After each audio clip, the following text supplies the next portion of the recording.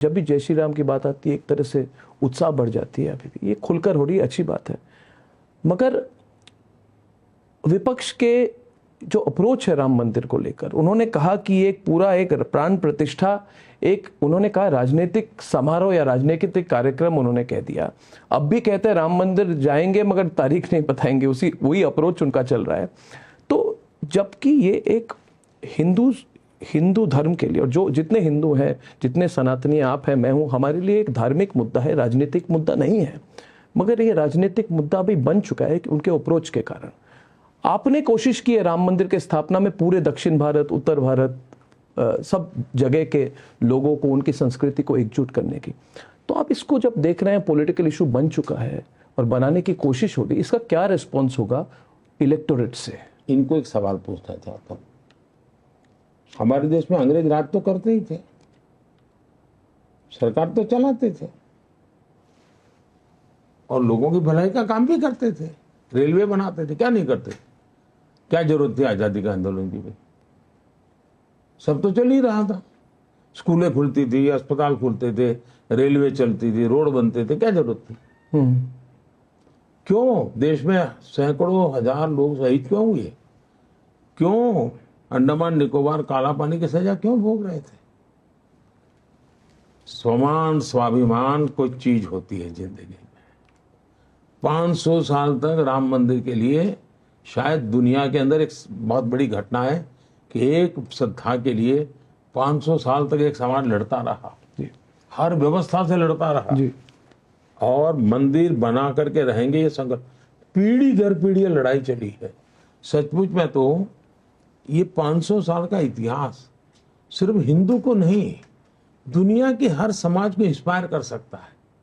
ये बलिदान का इतिहास है, ये त्याग का इतिहास है, ये तपस्या का इतिहास है। आप उसको भी अपने ही पूर्वजों ने किया है, कोई बार बार नहीं किया है, और गुलामी की जंजीरों के बीच किया है, स्वमान के लिए, स्वाभिमान के लिए। तो जैसे देश की आजादी का गर्व है, वैसे ही 500 साल की लड़ाई का भी गर्व है, स्वाभिमान की लड़ाई है ये। लेकिन चूंकि आपके सेकुलरिज्म जो अपने खोखलापन है, उसके लिए डर करके जियोगे तो क्या चलेगा? दूसरा, ये पॉलिटिकल कैसे है भाई? वहां हिंदुस्तान के कला जगत के सभी लोग थे। अब देश के प्रधानमंत्री को बुलाया, देश के राष्ट्रपति जी को बुलाया, राष्ट्रपति जी को सुविधा नहीं थी, राष्ट्रपति जी ने तारीख अलग दी और वो अलग तारीख को गए भी जी। देश के प्रधानमंत्री ने कहा मैं तो ये प्रभु राम का आदेश मानता हूं, मैं आऊंगा। तो देश का प्रधानमंत्री गया और प्राण प्रतिष्ठा का मैं साक्षी बना। मुझे तो कोई हक नहीं है, वो तो पंडितों का और उसके शास्त्रों के जानकार लोगों का है। मैं एक साक्षी भाव से वहां बैठा था और मैं करके आया। और मैंने कहा था भाई, उस दिन मेरा भाषण भी क्या था कि हमारी यात्रा राम से राष्ट्र की तरफ है, हमारी यात्रा देव से देश की तरफ है। ये जो इंस्पिरेशन मिलता है वो देश की भलाई के काम आना चाहिए। दूसरा, ये राम मंदिर के जो ट्रस्टी हैं उनकी विशेषता देखिए साहब, उन्होंने जिन्होंने घोर विरोध किया था लगातार भी, उनके भी यहां जाकर के निमंत्रण दिया, सम्मान दिया उनको, और ये मैसेज दिया कि भाई अब तक जो हुआ सो हुआ, अब सुप्रीम कोर्ट ने जजमेंट दे दिया है, चलो हम साथ मिलकर चले। उस निमंत्रण को उन्होंने ठीक करा दिया। दूसरी तरफ ऐसा ही निमंत्रण उन्होंने बाबरी मस्जिद का केस लड़ने वाले, राम मंदिर के खिलाफ अदालत में सुप्रीम कोर्ट तक लड़ने वाली 2-2, 3-3 पीढ़ी जिसकी लड़ती रही, वो इकबाल अंसारी, उनको भी निमंत्रण दिया। तो उन्होंने कहा भाई अब सुप्रीम कोर्ट का जजमेंट आ चुका है, अब मेरा गिला शिकवा कोई रहता नहीं है। और वो स्वयं प्राण प्रतिष्ठा के कार्यक्रम में आकर के बैठे।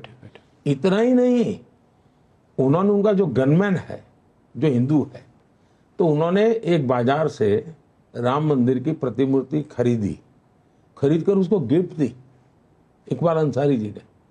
अब मैं सोचता हूं ये कि इकबाल अंसारी सच्चा सेकुलर है कि कांग्रेस सच्ची सेकुलर है? तो इस एक घटना से मुझे लगता है इकबाल अंसारी सच्चा सेकुलर है। जब तक लड़ना था अपने हकों के लिए वो लड़ते रहे, न्यायपालिका ने कहा तो उसको स्वीकार करते चले, और ये लोग हैं उनकी वोट बैंक की राजनीति है। तो देश इकबाल अंसारी को भी देखता है और शाही परिवार को भी देखता है और मूल्यांकन करता है कि आपने इसको ठुकरा दिया, राजनीतिकरण आपने किया है। वहां एक शब्द बोला नहीं गया है किसी के खिलाफ।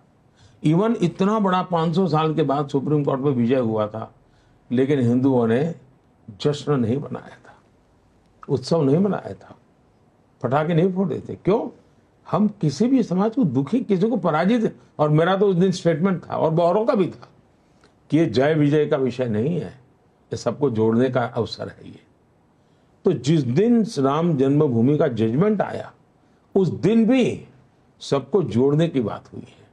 लेकिन दुर्भाग्य है कि कुछ लोगों को इस प्रकार की प्रवृत्ति के बिना अपनी वोट में बिखर जाएगी, इसकी चिंता है।